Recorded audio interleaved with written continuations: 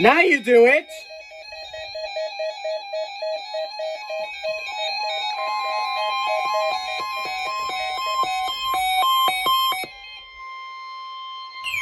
This is a test of the no-weather radio Now you warning. do it.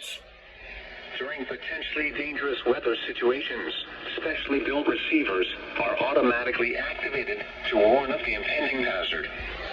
Tests of these receivers normally are conducted by the National Weather Service every Wednesday between 11 a.m. and noon. When there is a threat of or existing severe weather in the area on Wednesday, the test is postponed until the next good weather day.